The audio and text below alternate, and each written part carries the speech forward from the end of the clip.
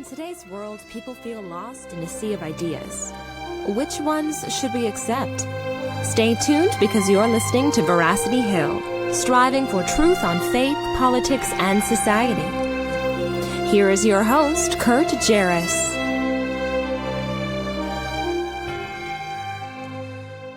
Well, a good day to you, and thanks for joining us here on another episode of Veracity Hill, where we are striving for truth on faith, politics, and society.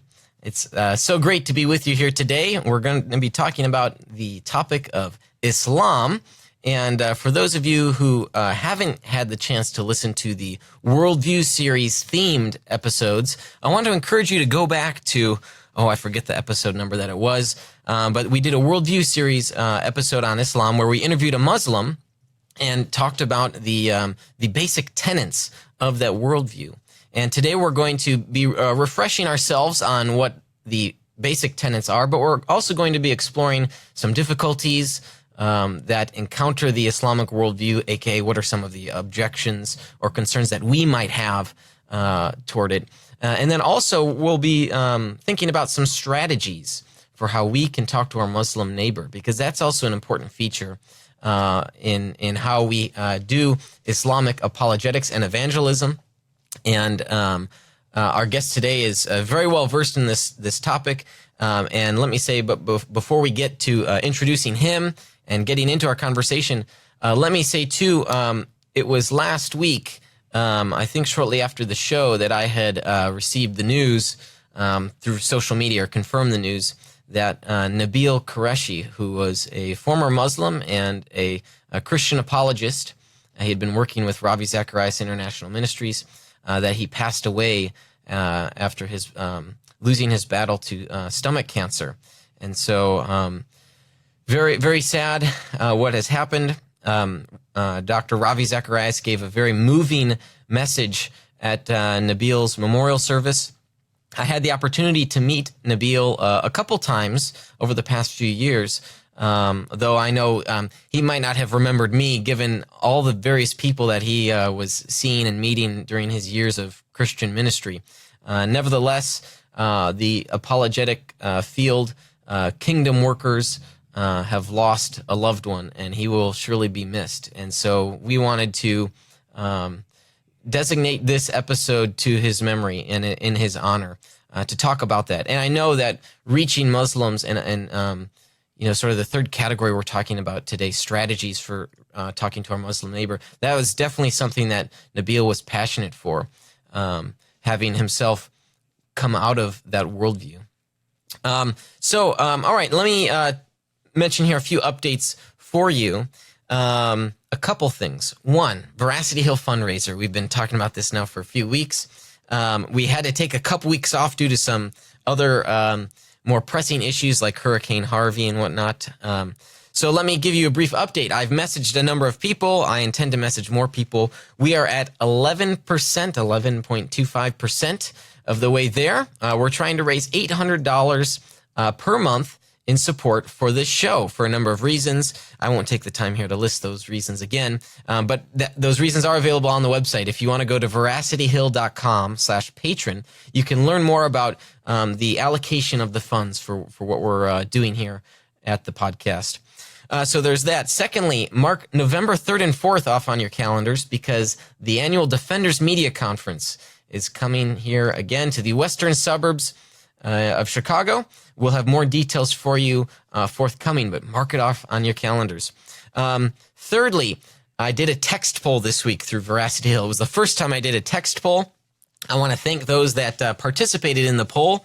If you don't already belong or are part of that texting plan, it's totally free. Just text the word Veracity. That's VERACITY to the number 555-888, and you'll join the plan there. I did a poll, and we actually had a tie for the topic today between atheism and Islam, and I thought, well, in honor of Nabil, let's do Islam. Lo and behold, the guest today, this provides a great segue. Our guest today, Dr. Andy Bannister, has a PhD in Islamic Studies, and he is the director of the Solas Center for Public Christianity and also a speaker with Ravi Zacharias International Ministries. Dr. Bannister, thanks so much for joining us on our show today. It's fantastic to be with you today. Thank you so much for having me on. Of course. And so let me, before we get into the topic today, first tell us a little bit about the organization that you run, Solas.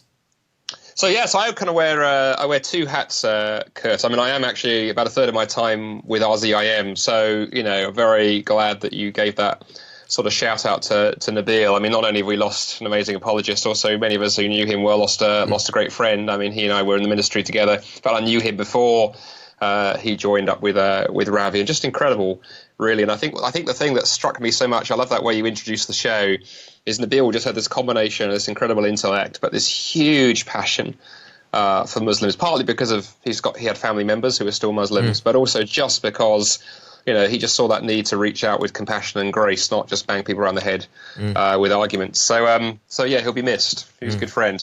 But the other part of my time, I run an organisation called the Solas Centre for Public Christianity. That's based in Scotland, in the UK. And so I've been there for about a year. I was with Ravi's organisation in Canada, and then we had some children. We had 2 wee kids, and we decided it was time to come back home, a bit nearer to family. And so that's trying to do similar kind of stuff to what RZAM is doing, apologetics and evangelism that engages the head, the mind, and the heart. And to get that going really up in the north of the UK. There's a lot of good stuff happening in sort of London, where the capital is, but the further out you get, I guess a bit like the USA, right? The further out you get from the bigger kind of sort of centres of everything, sure. There's less going on, but a huge need. Yes. So a lot of that, and certainly in my part of Scotland, there are lots of Muslims. So it's been great. All the kind of skills that I was able to develop working in a big city like Toronto and coming from a big city like London, I could put into practice on a daily basis. Yeah, right. So go ahead. Sorry. I was going to say, so you speak with a funny accent. So I mean, where are you from originally? Yeah, well, I occasionally when I travel around North America, I like teasing audiences, and when people say, "What a strange accent," I say, "But everyone speaks like this in Nebraska." And no, I'm originally from London. It's a British accent, the same kind of accent that Jesus probably had. We think the English accent, and so on. I was just going to say, actually, I forgot to mention, for people who want to find out more, the website for us is Solas, Solas, Solas-CPC, Centre for Public Christianity.org. But they can find me all over Facebook and so forth. So, and so you've got that speaking and teaching ministry. And let me say, too, you guys put out some great videos.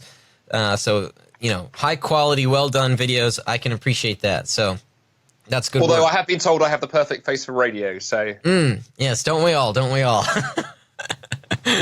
Oh, great. So I want to encourage listeners, you to go check out Solas on social media and check out their website as well. They really do put out great content, great short snippets. Andy, you yourself sort of put together 3 to 4 minute videos on topics.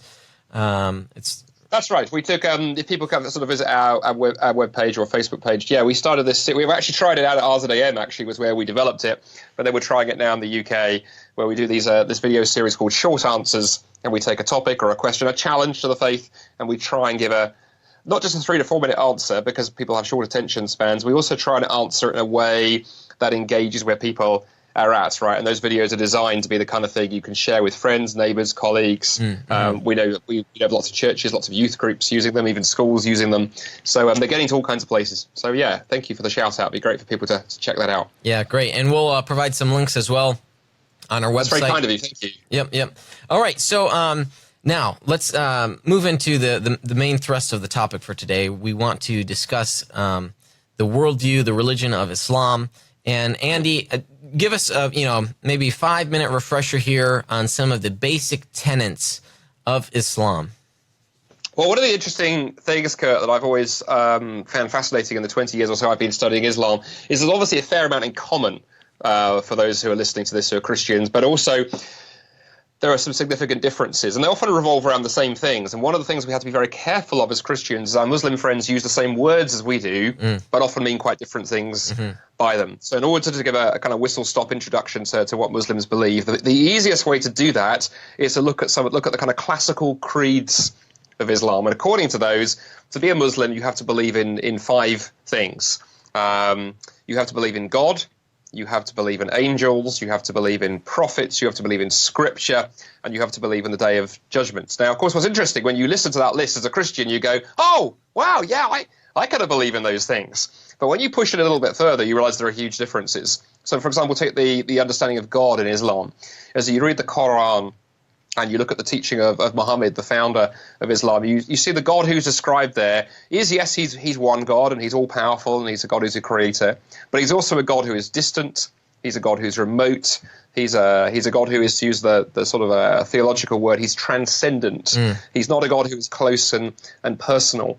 In contrast, the God of the Bible, who is all of those things, but is also a God who is with us and close and present. The God of the Bible is a God who isn't just up there reigning on his throne. He's a God who steps into history in the person of Jesus. He's a God who walks and talks in the garden with Adam and Eve, and so on. All over the Bible, we see God stepping into history. The God of Islam is quite different, quite austere. And because of that, that flows into another thing that's important to understand when we think about Islam, and that's that there is no relationship really possible between human beings and God, at least in classical Islam, because of that distance, because God is so far away. Of course, you can't have a relationship with somebody who isn't willing to make themselves known, right? I often, when I'm teaching this sort of material to students, I say, good analogy would be, if you are, for those listening to the show who are single, if you're walking down the street and you look across the road and you see, the most beautiful example of humanity, or the most handsome example of the opposite sex walking across along the sidewalk that you've ever seen, and you desperately try and find out more about this person because you've fallen madly and deeply in love, and you discover to your horror they only come out once a year out of their apartment. They're desperately shy. They only ever come out once for meetings of the Agoraphobics Anonymous Society, and those are closed-door meetings. And and of course, no relationship would be possible with such a person. And I say the same is true of God. If God doesn't actually reveal himself to us and make himself known, then you can't have any kind of relationship. And that's true in Islam. In fact, the only relationship that the Quran knows of between human beings and God is one of master and servant. Allah is the master, we are the servants, we are the slaves, and he is to be obeyed and feared and respected, but nothing more. And of course, in contrast, Jesus famously said, if you remember, I no longer call you servants, but I call you friends. So huge difference there. And then one final difference, we could push into more, but and maybe we will as the conversation goes. But one other huge difference that I think is helpful to understand is every religion, every worldview, every belief system basically has to answer some questions about reality. And there are different ways of dividing those up and analyzing them. But a very common way of looking at belief systems is say, look, every worldview, every belief, every religion has to answer these kind of questions. What's wrong with the world? And what's the solution? What's gone wrong with the world and what's the solution? And of course, Christianity says what's gone wrong with the world is what the Bible calls sin. Well, not just people who do wrong. Actually, our nature has become corrupted through that rebellion of Adam and Eve in the garden, rippling out from there. So it actually needs a kind of radical diagnosis. That's a radical cure, rather, for that radical diagnosis. And of course, what it needs, as the Christian story unfolds in the scriptures, it doesn't. No amount of good deeds can ever cover that problem. Right. It actually needs God to come in the person of Jesus and go to the cross on our behalf. Now, Islam tries to answer those questions, but takes a very different approach. Islam says, well, no, the problem with humanity is just forgetfulness. We forget things. So what's the solution? Moral commands is the solution. So as you read the Quran time and time again, that's what you're given: moral commands, with the idea being obey them and keep the laws and work hard enough, earn enough merit, earn enough good favor, and on the day of judgment, hope that your good deeds will outweigh your bad deeds. And that understanding of what sin is, what's wrong, is so different and so radical. I always say to Christians, when you're talking to Muslim friends, find a way to begin getting into these questions, because unless you recognize there's a difference there, you'll talk past one another. But the analogy I often use with Muslims is to say, look, the problem is, right, that of course you and I can't keep the law.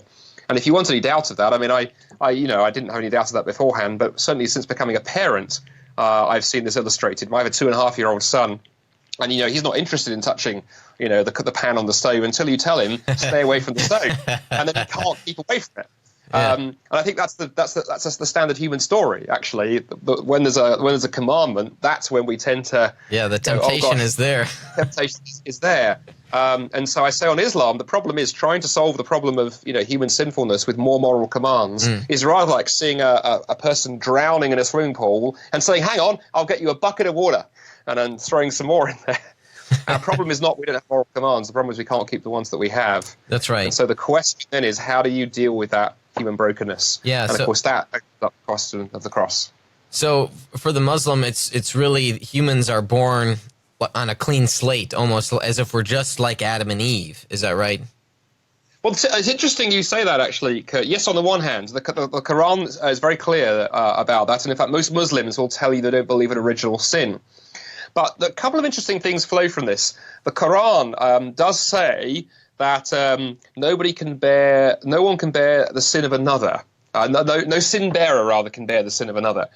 And that's an interesting statement, of course, because it opens up the idea that one who was not a bearer of his own sin might be able to. And so the Quran, even while pushing back on original sin and rejecting the idea of atonement, has that hint. But Adam and Eve are interesting because Adam and Eve, the story of Adam and Eve being created in the Garden of Eden and sinning is there in the Quran. But when you read the Quran, there are some differences, and there's a very significant difference in where the Quran locates the story. The story in the Quran is located in paradise.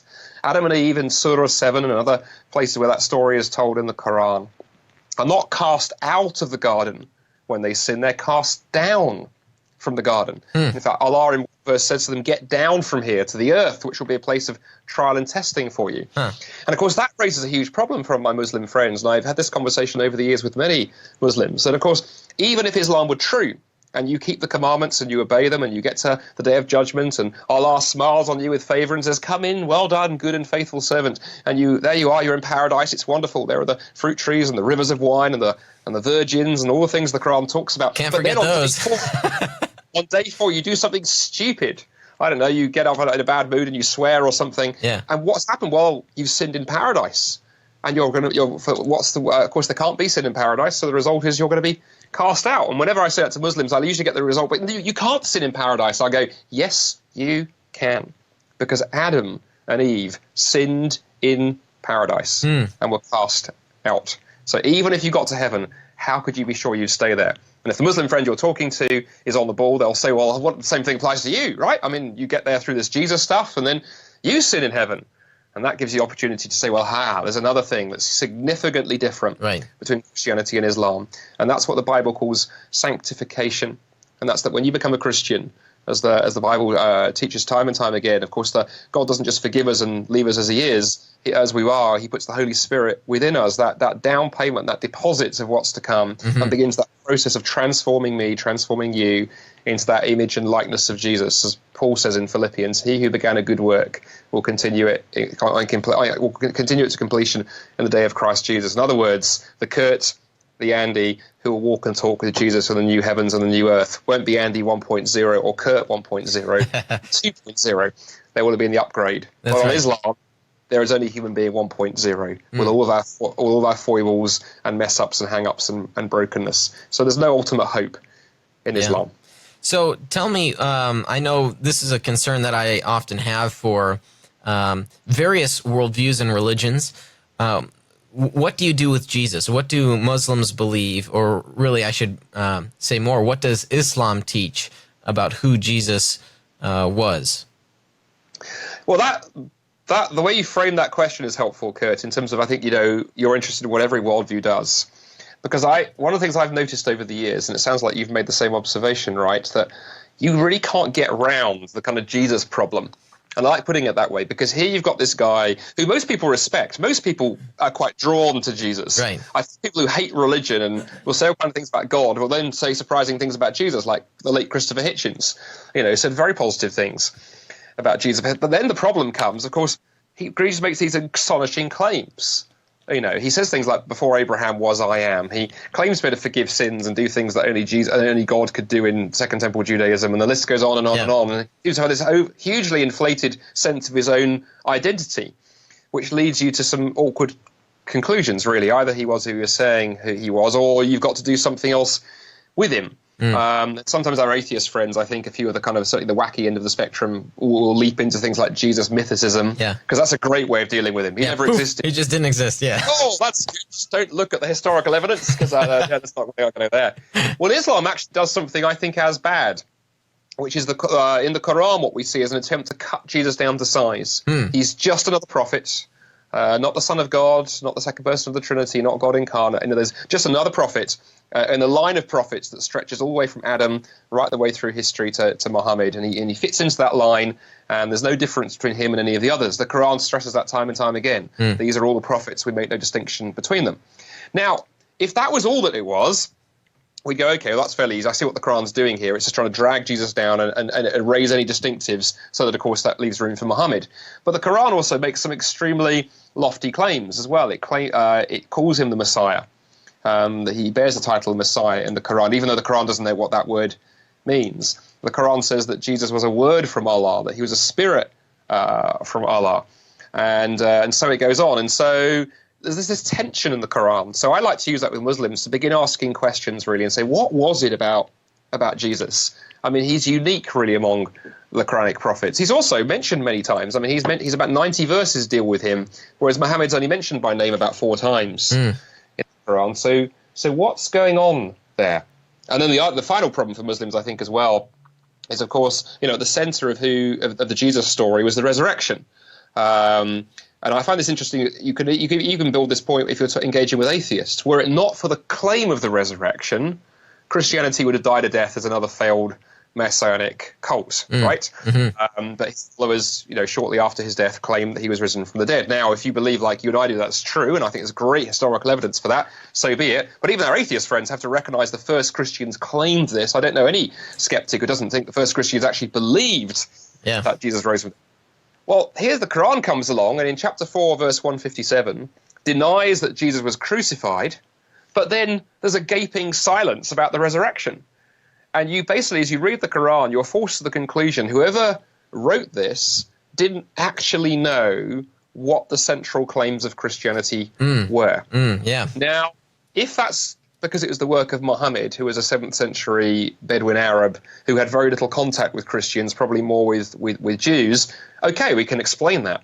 If this is supposed to be written by God, the source of all knowledge and all wisdom and all power, then what was going on? Was Allah having an off day? Did Gabriel lose those kind of verses as he brought them down from heaven? There is some explaining to do. And so I think Jesus is this very interesting figure in the Quran. I think it's as you push into the Jesus question, I think the cracks in Islam begin opening up. And it's very, very interesting. You mentioned him at the start. We talked about Nabil, right? I mean, his testimony, seeking Allah, finding Jesus. It was as he had that powerful encounter and beginning to understand who Jesus was, that this Islam that he'd been raised in began to first, go brittle and then crack and then shatter.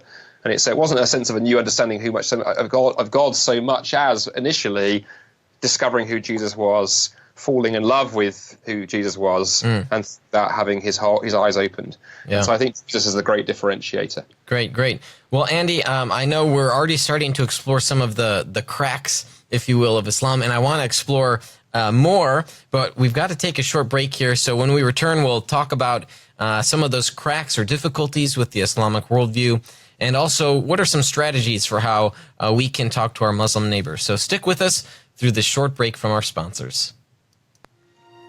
You're listening to Veracity Hill, striving for truth on faith, politics, and society.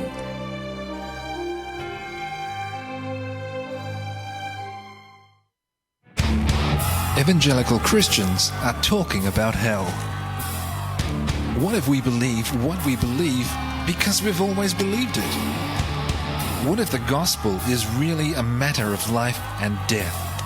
We want you to open your mind, open your Bible, and rethink hell. At rethinkinghell.com, evangelicals look at what the Bible says about hell, putting conventional and controversial views to the test.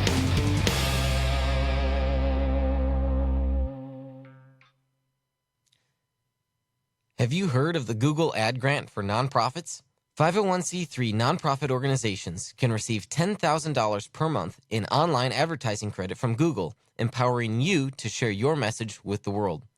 At Defenders Media, we partnered with Nonprofit Megaphone, an agency focused solely on Google grant acquisition and management.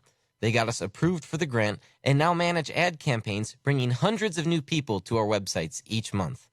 If you are eligible, Nonprofit Megaphone will acquire and manage the grant for you for a month for free to see if they can help you too. Visit nonprofitmegaphone.com to learn more. Hello, I'm David Smith, the Executive Director of Illinois Family Institute, a state-based Christian pro-life and pro-family public policy organization. I want to invite you to join us as we seek to be salt and light to a dark and rapidly decaying culture. You can do that in a number of ways. For example, you can join our email list to get timely alerts and great cultural commentaries. You can like our Facebook page, follow us on Twitter, listen to our podcast, and subscribe to our YouTube channel. You can attend one or more of the special events and forums we host in different parts of the state. We do all these things to encourage and equip Christians in Illinois. You see, we need you to help us fulfill our mission to boldly bring a biblical perspective to public policy. Our faith requires us to be bold, speak truthfully, and love our neighbors. Join us. Visit illinoisfamily.org to learn more.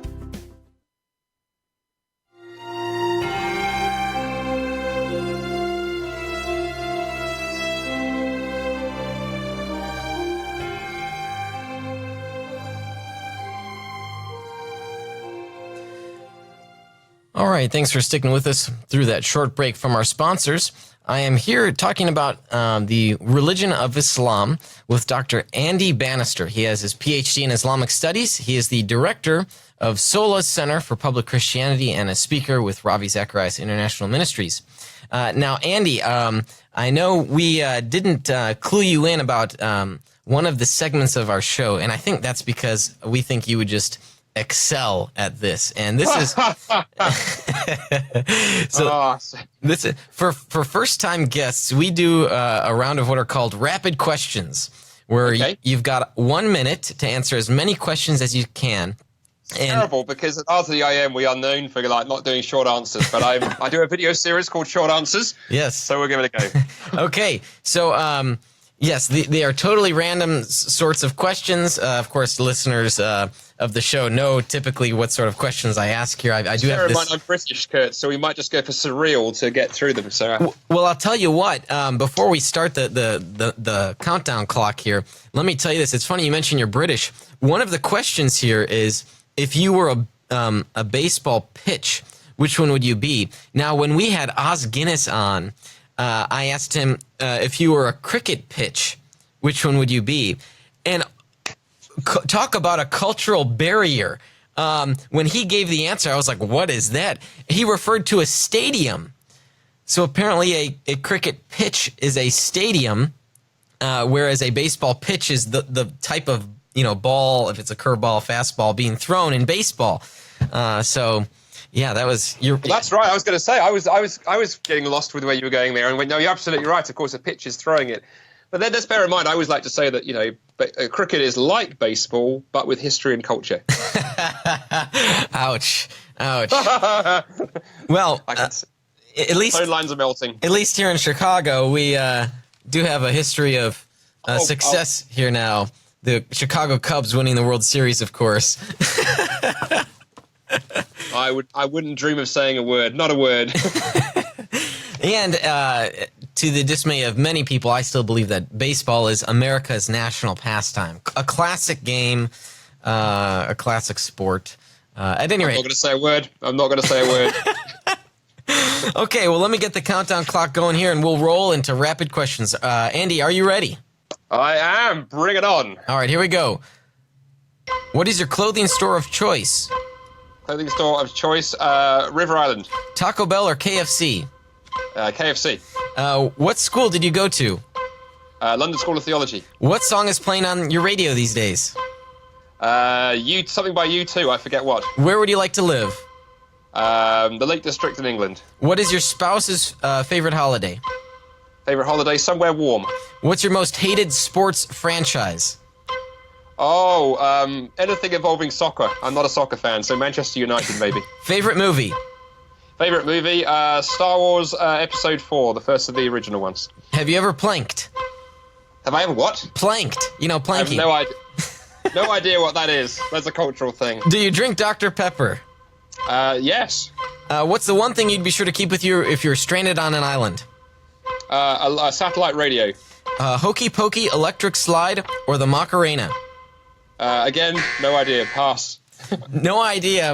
Okay, all right. Now let's see. Oh, the planking one. Yes. So I'd be happy. Planking one. Be happy to give you some cultural education here. What is planking? wanking? Maybe this is that the one where you lie? Is that one where you lie very straight in public places? Yes, that's exactly. I said that, I was like, I've heard of it. Wait a minute.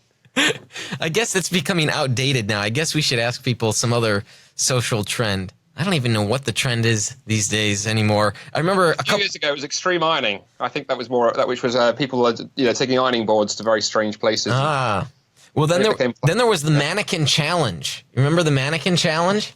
No, I remember the ice bucket challenge. What was the So the mannequin challenge was when you would have like 20 plus people stay frozen as someone with their cell phone records a video and walks through, so they all look like mannequins, and they're just standing still.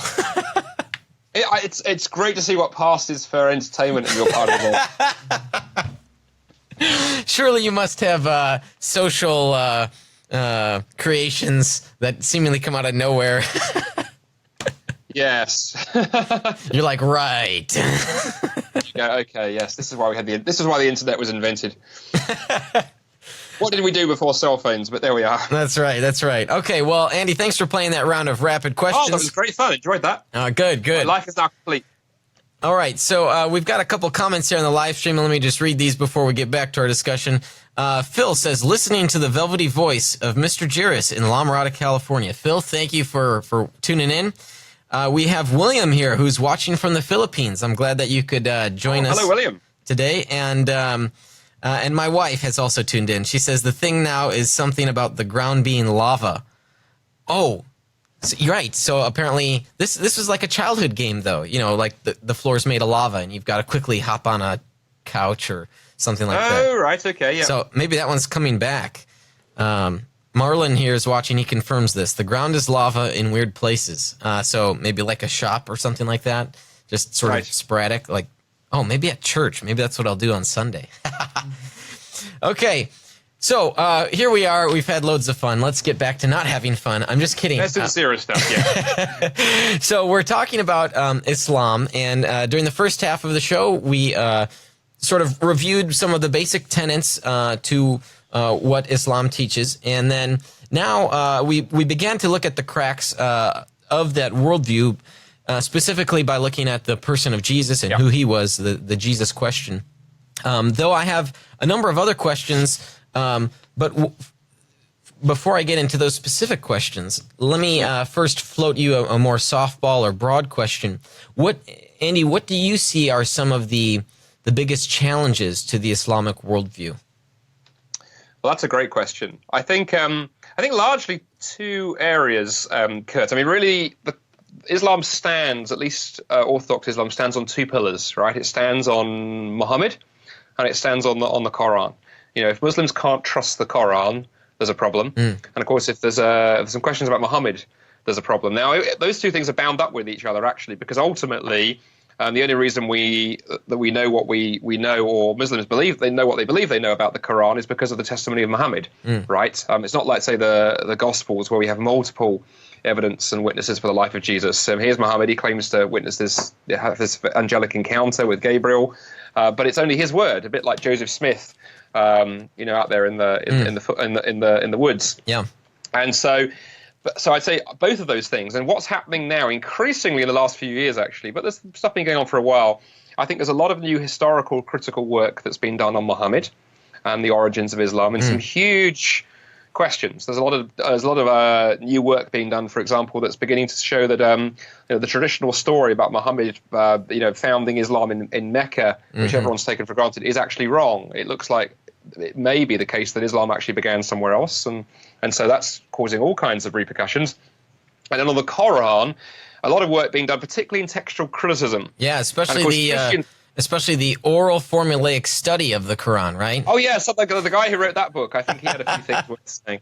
But here's the thing, right? I mean, just on that alone, Christians have always, certainly Christian scholars have always been aware that we have textual variants for the text of the Bible. I know people like Bart Ehrman have come along and made a great song and dance about it, but Christians have always known this and have never shied away from that. You can go read the Church Fathers and see them engaging with this stuff, and to go, actually, the more you study that, it gives you confidence in the scriptures, Yeah. because you have to do the hard work, but it gives you the confidence. Islam, on the other hand, has always tried to bury that information, largely because the understanding of scripture is different. Christians believe that God breathed his spirit through the human authors, with the result that the words on the page are both a divine product and a human product in some kind of wonderful way. And so in a sense that there are, some of these questions around the Bible doesn't actually faze us.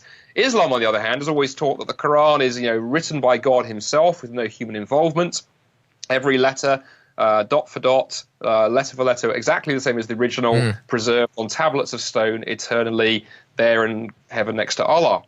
Well, if you believe that about your scripture, the moment that you can show any sort of human features in the text, there's a problem. And the moment you have any question about, say, textual variants and what the text might say at any point, you have a problem.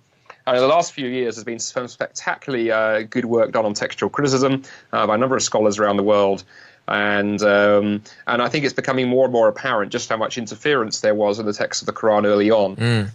I mentioned Bart Ehrman, that critic of Christianity. I've had several people say that his thesis about textual corruption of the New Testament, which really has been, I think, well answered for the Bible, actually applies more to Islam in terms of the way there was a real early attempt by the Muslim leadership to control the text. So let's get into a specific example. I mean, maybe take it a level deeper here. So the Caliph Uthman.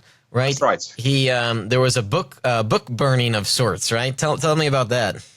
That's right. So, in a sense, you've led me nicely into that. So, basically, when Muhammad dies in 632 AD, there was the Islam was then led by a group of men called the Caliphs, and they were the ones who were responsible for leading and shaping the Muslim community after the death of Muhammad. And during the reign of the third Caliph, so we're talking not very long after Muhammad at all. We discover a problem arose, and so in the 640s, the third Caliph is there on the throne, and he receives reports that the Muslim soldiers up in the battlefields up in Syria, where the Muslim armies are advancing the Muslim Empire, are beginning to argue about what the Quran says. And one of his generals actually comes to him and says, "Oh, chief of the believers, save this people before they differ. They argue about the scriptures as the Jews and Christians did before them." And so what Uthman does then is very interesting. He puts out this order to the four corners of the Muslim Empire and orders that every manuscript, either completely or part manuscripts of the Quran, are to be brought to him. He has a scribe write out one authoritative version of the Quran. 4 copies are made of that, which are then sent out across the Muslim Empire, and the other manuscripts, the original manuscripts, are all burnt. And again, this is not a critical scholar writing this. We find this story right there in the Muslim histories in what are called the Hadith themselves. So very early on, we have this attempt to control the text of the Quran, to get nervous about differences and to try and reinforce this kind of sort of founding myth that the Quran is this perfect, unchanging, eternal book. But it looks like that's not the case. And then my own work, which you nicely gave a sort of a call out to earlier on oral formulaic work. Basically, my PhD looked at, and the book that came out of it, looked at how the Quran was put together. And the Quran comes from a time before writing. In fact, one of the very early apologetics I ran into was Muslim friends saying to me, the Quran is a wonderful work of literature. Muhammad was illiterate. Therefore, we have a miracle. And that sounds quite convincing until you do a slight bit of study and you discover we have lots of works of literature that come from times before writing. So most of the founding works of Western literature, the poems of the great poet Homer, the Greek guy, not the little yellow guy on The Simpsons, wrote 2 poems, long poems called the Iliad and the Odyssey. Very, very, very important works of literature. But we know they come from before writing because he was early enough that writing hadn't been invented. How did he do it? Well, it turns out there are methods and techniques you can use as an oral performer to construct what you're saying live in front of an audience, if you're sort of preaching or reciting extemporaneously. And the great thing is, without going into the detail now, those methods that you can use as an oral person, when the text is eventually written down, they leave their marks on the text. And by doing close literary analysis, we can look for these kind of features that tell you the text was composed orally in front of an audience. Those features are all over Homer's works, the Iliad and the Odyssey. We found them in hundreds of other oral traditions, and lo and behold, they're there in the Quran. Nice. The Quran looks like it's the product of an illiterate oral performer sometime around the 7th century AD. As historians, doesn't surprise us at all. For Orthodox Islam, pretty problematic. Yeah. And now, one of the, I guess I should say, other methods that I like to go down when we're exploring the truth claims here is, and you referenced it earlier, in terms of Muhammad or his disciples' source of what Christianity was. Yes. You had talked about they were likely more in touch with Jewish people than Christians, and maybe the types of Christians that they were exposed to weren't necessarily Orthodox Christians. And so I think some of this comes forward from the Quran's misunderstanding of the Trinity, for instance, which poses that the Trinity is God the Father, God the Son, and God the Mother, Mary. And so, but Christians have never believed that. We don't make those claims. But one of the interesting oral traditions that they received is what we see, and correct me if I'm mistaken, Andy, on the infancy Gospel of James, which is a Gnostic text and describes details about Jesus and his birth, and that he was speaking as a babe. Tell me a little bit more about that and how we might think, well, they got information from non-Christian sources, even writing on Christianity. Exactly. Good questions. I thank you. I mean, just very quickly on that matter of the Trinity, because actually that's hugely important. That comes from the Surah 5, chapter 5, verse 116 of the Quran, where we have this idea that the Trinity is Jesus, Mary, and God. Mm-hmm. And what's interesting, I've had Muslims say, because obviously that's clearly not what Christians believe. I've had Muslims say, oh well, there was potentially some sort of minor Christian sect, active there in Arabia that Muhammad was referring to. And that's very interesting, because a great comeback there is to go, well, hang on a moment. If I wrote a textbook that claimed to be the definitive guide to Islam, and if I said that the understanding of Islam that ISIS have is what every Muslim believe, I would say to my Muslim friends, you'd get rightly upset that I've taken a minority view, a view of a tiny minority group, and applied it. In fact, you would show my ignorance. But hang on a minute, the Quran has done exactly this, and it's supposed to be written by God. I mean, to go, was Allah not able to sort of gently point out to Muhammad, no, the mainstream view is this, and by the way, it's wrong. So again, it looks like it's time-bound. But on the infancy material you mentioned, yes. So in the centuries following the writing of the New Testament, a number of what came to be called apocryphal gospels were written, and they were for different reasons. Sometimes they were sort of heterodox groups who were trying to put their own version around. Sometimes they were just written by pious, well-meaning Christians who particularly wanted to fill in the gaps. And if you think about it, the New Testament tells us about the birth of Jesus, and we have that one little window in Luke into when Jesus is 12 years old in the temple, and nothing until he's 30. And of course, that's a wide open opportunity to go, well, let's tell the story. Let's fill it in. Christian groups felt they should. Now, what's interesting is those stories begin circulating widely in the centuries following. They're quite popular.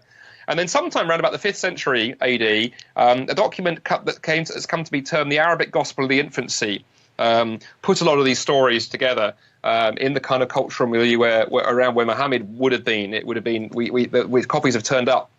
But what's interesting, two things are interesting. Firstly is that the Arabic Gospel of the Infancy quotes these legendary stories, and it also quotes the Gospels. And whenever the writer of the Arabic Gospel of the Infancy quotes the Gospels, he quotes word for word. Literally, you can line it up with the Greek and see it word for word. When he quotes those apocryphal stories, he paraphrases and quotes them quite loosely. And in fact, I wrote a piece of work a few years ago, which I argued that's because the person who compiled that document knew the difference between pious stories that are nice for entertaining the faithful and actual scripture. In the same way that a preacher on a Sunday morning, may tell a joke that he's heard before more fluidly, but if he's quoting the scriptures, he'll make sure he gets it right. But Muhammad doesn't know the difference. But one other thing that's really important here for listeners, Kurt, sometimes Christians, we can talk as if we're implying that Muhammad was aware of these documents and copied. Again, Arabia at the time was an oral culture. You can line the stories in the Quran up next to things like the Arabic Gospel of the Infancy, next to the Infancy Gospel of James, and there's no word-for-word alignment. The story's the same, but it's not clearly being picked up word for word. And so what it looks like is happening is in the Arabia of Muhammad's day, all of these religious stories and ideas and fairy tales and things that are all circulating around. Everyone knows them. It's the talk of the marketplace. A good story back then, like today, has good traction. And Muhammad comes along, sees this great pool of tradition and thinks, I'm going to fish from this and use this as I build this new religion of Islam. Because basically, I think to understand how Muhammad was operating, he has this passion for his people. He loved his people, loved the Arabs, was a proud patriot. And he looked at these other civilizations all around him and went, well, they're much greater than ours. What is it the Arabs haven't got? Wait a minute. They haven't got a religion. The Persians have got Zoroastrianism. The Byzantines have got Christianity. What the Arabs need is a religion. I'm going to give them one. But when he goes fishing for these pieces, of course, he doesn't know what's from where. And that explains why the Quran jumbles it up. It also explains why the Quran jumbles chronology up.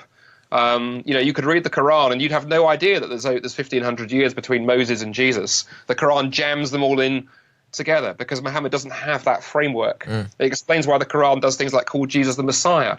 Muhammad has no idea what that word means, but he's heard the Christians say that Jesus is, and he's heard the Jews deny that Jesus is. So, okay, so Messiah is the word we use. So Muhammad is like a man who's found all these bits of building blocks around. He's like found an old ruined Scottish castle, many near where I live, and he's come along and he's got all these bits of stone, and he's gone and built something different out of them. Yeah. And it's creative and it's interesting and it's a fascinating thing to study, but it bears no correlation either to where it's come from or to the historical events, and certainly not to the real living flesh and blood Jesus of Nazareth. Yeah, right. Well, so those definitely would be some concerns when we're evaluating the truth claims of a worldview. And I also want to encourage the listener to think about those methods and issues for other religions as well, not just Islam. We really need to get to who is this Jesus guy and how do we know? That's really what it's about. Now, Andy, I do want to ask you this with the time that we have left today. What do you think are some fruitful ways, winsome ways to engage in discussion with our Muslim neighbors? That's a great question, Kurt. I'm glad we're ending it there, because for Christians who are listening to this, if the takeaway from listening to you and I talk is, oh, fantastic, Islam is false and Christianity is true, we failed.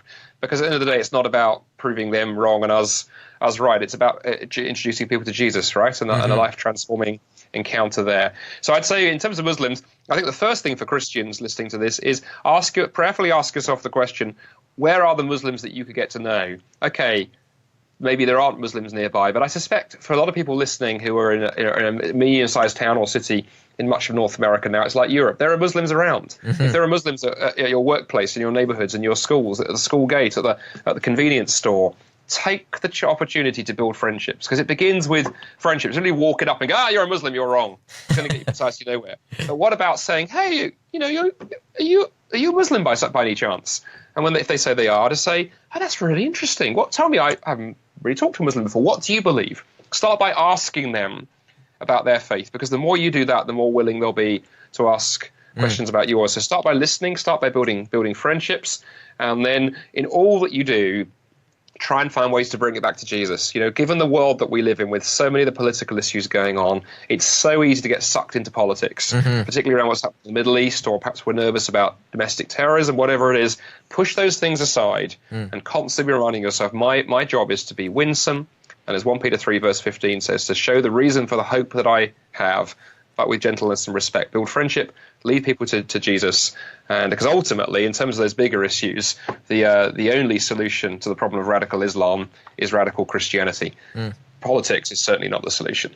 Yeah, that's right. And let me also add one little thing too, Andy, to what you said there.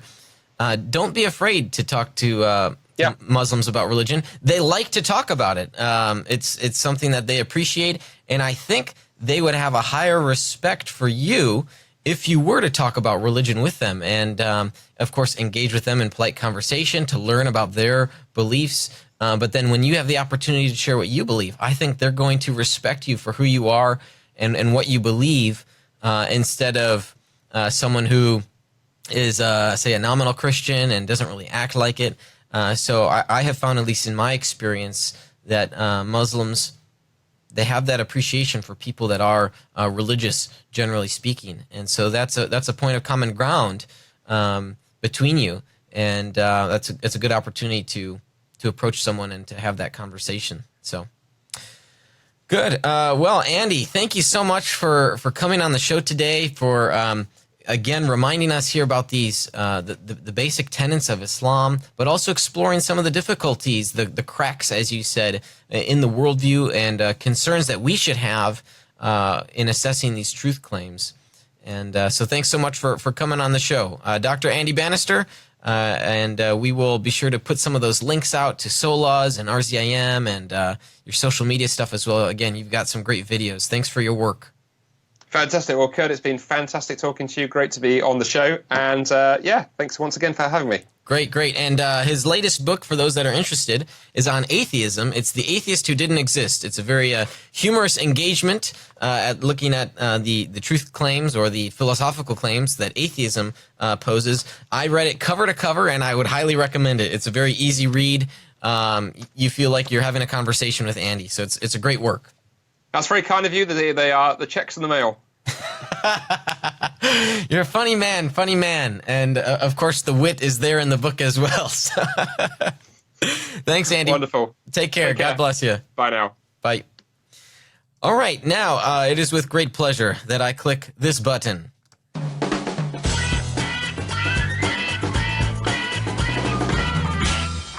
I like the little breath at the end, Chris, there. All right, so we've got a piece of the mailbag here. So this question comes from Phil. He writes, saw someone with the Message Bible and had heard some negative things about that translation. I looked up some discussions online and compared verses and see some very, very odd translations. How does one come to know what they are reading has been toyed with too much, and how different is that from, say, NKJV or NIV? This person has two different translations, but reads them both as the same and implements or feels very often to speak in terms or verbiage that the Message Bible uses or translates. Phil, that's a great, astute observation and a great question. So let me finish today's episode by briefly talking about translation philosophy. Here what we're dealing with is the issue of how do we take the message, and I don't mean there the translation, I mean the message of the gospel, the good news, which is written in an ancient language, and how do we bring that to a people that live 2,000 years later? So I want to ask you to remove yourself from the English language and think about it as if you wanted to communicate the gospel to, say, a native Amazonian tribe. What ways would you communicate the gospel and to translate the Bible into their language? That's what English translators deal with when they're thinking about that. And so there's a spectrum for this. There is what's called, generally speaking, a word for word or a literal equivalent, which is the attempt to take the words as close as possible to their meaning. There's also, on the other end, what's called the dynamic equivalent, which attempts to provide the meaning of the original language in ways that are easier to understand in the contemporary language. Let me give you a fine example of this.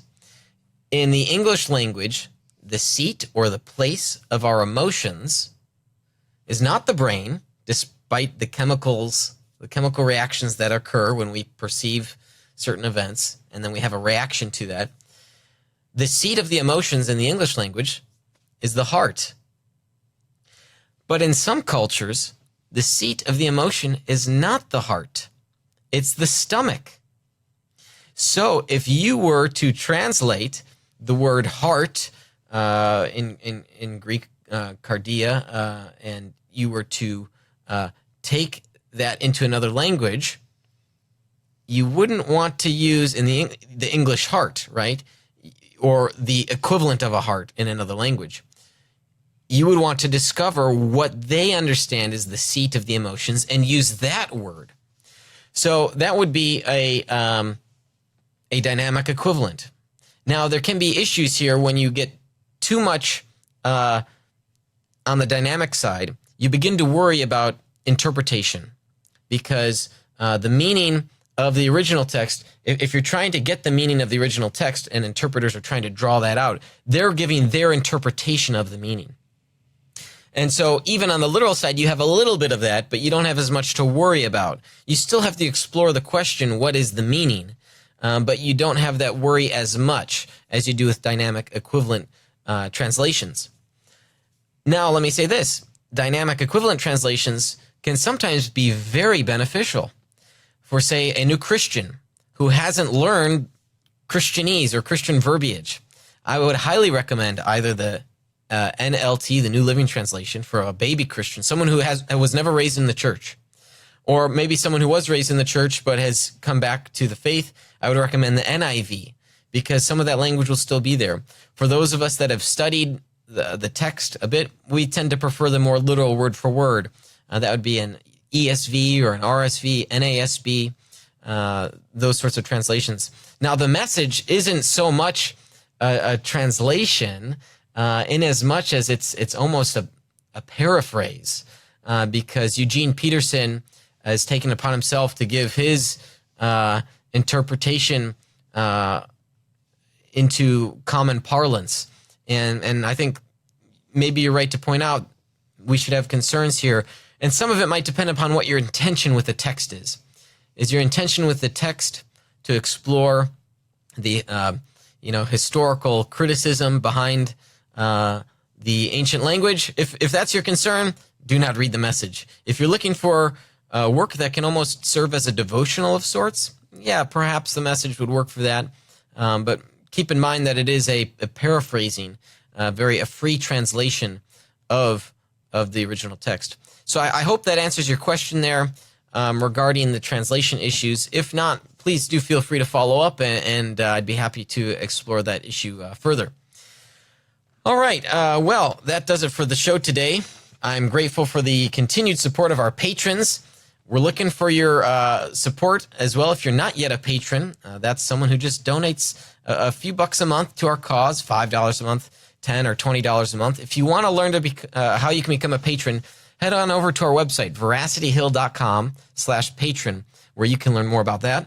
And I'm also grateful for the partnerships that we have with our sponsors, Defenders Media, Consult Kevin, The Sky Floor, Rethinking Hell, the Illinois Family Institute, Evolution 2.0, Fox Restoration, and nonprofit Megaphone. And I also want to give a shout out to the tech man today, Chris. Thanks so much for all that you do. And to our very special guest, Andy Bannister. I appreciate the conversation that I had with him. And I hope that you were enlightened as well as we were thinking through some of these issues today. And so finally, I want to thank you for listening in and for striving for truth on faith, politics, and society. You've been listening to Veracity Hill, striving for truth on faith, politics, and society. This is a listener-supported program. For more resources, including past shows, visit veracityhill.com.